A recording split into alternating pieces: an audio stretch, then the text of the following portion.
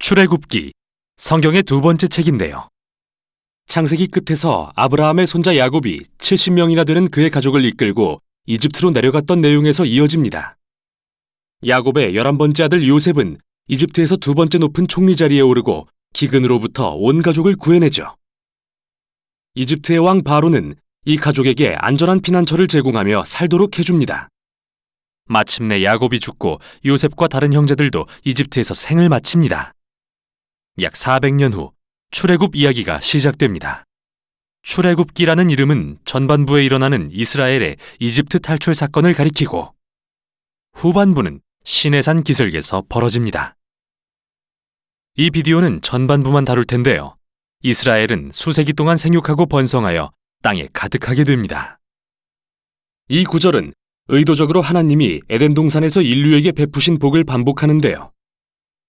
이 중요한 사실을 다시금 기억하게 하기 위해서죠. 인류는 하나님의 복을 죄와 반역 때문에 빼앗기고 말지만 하나님은 아브라함의 가족을 통해 온 세상에 그분의 복을 회복하기로 결정하십니다. 그러나 새로운 바로는 이스라엘을 축복으로 여기지 않고 오히려 늘어나는 이스라엘 이민자들이 권력을 위협한다고 생각합니다. 창세기에서처럼 인류는 하나님의 복에 반역하는데요. 여기서 바로는 하나님의 복의 근원인 이스라엘 민족을 멸망시키려 하죠. 잔인하게 그들을 노예로 삼아 강제 노역을 시키고 모든 이스라엘 남자아이를 나일강에 던지라고 명합니다. 바로는 지금까지 성경에 나온 인물 중 최악인데요. 그의 왕국은 하나님께 반역한 인류의 전형을 보여줍니다. 바로는 자신의 유익을 따라 선악을 재정의하고 심지어 죄 없는 아이들을 죽이는 일조차 선으로 여겼습니다. 이집트는 창세기에 나오는 바벨보다 더 악한 곳이 된 것입니다.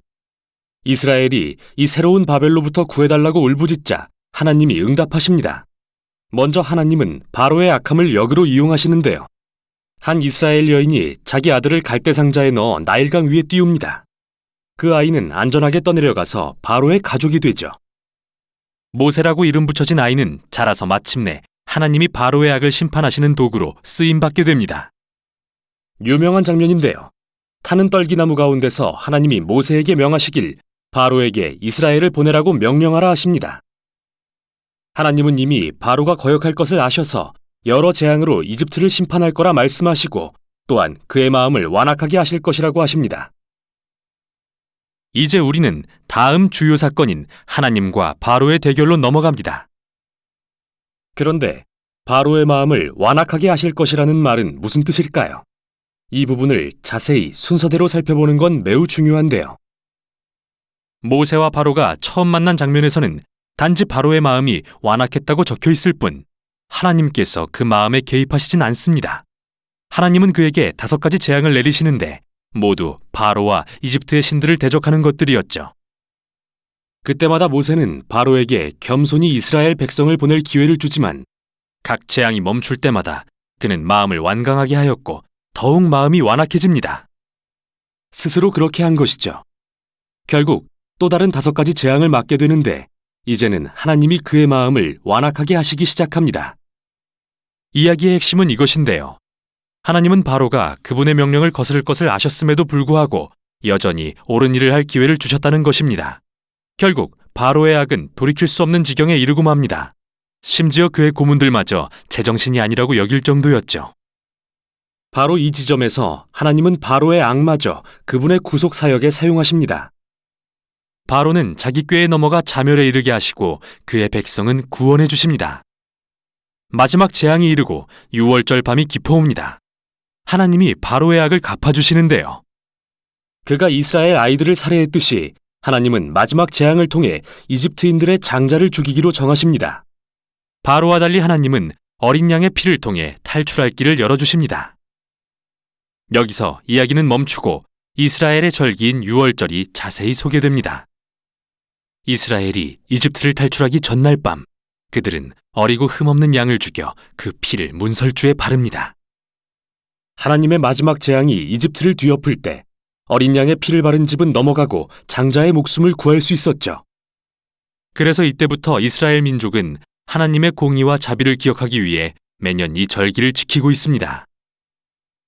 그러나 바로는 교만하고 거역한 마음 때문에 자기 아들을 잃게 되고 하는 수 없이 이스라엘을 놓아줍니다.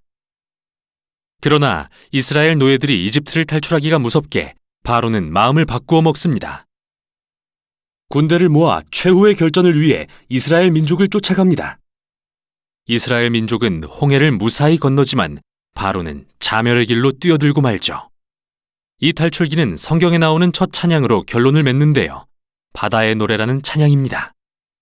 마지막 소절에서 주가 왕으로 다스리심을 선포하고 시로 하나님의 나라에 대해 노래합니다.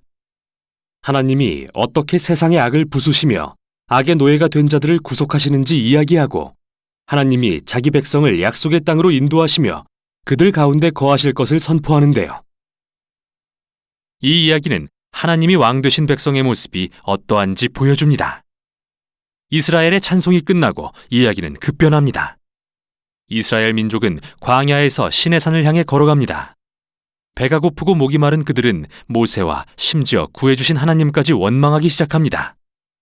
이집트에서의 삶이 좋았다며 그리워합니다. 믿기지 않죠. 인자하신 하나님은 광야에서 음식과 물을 공급해 주십니다.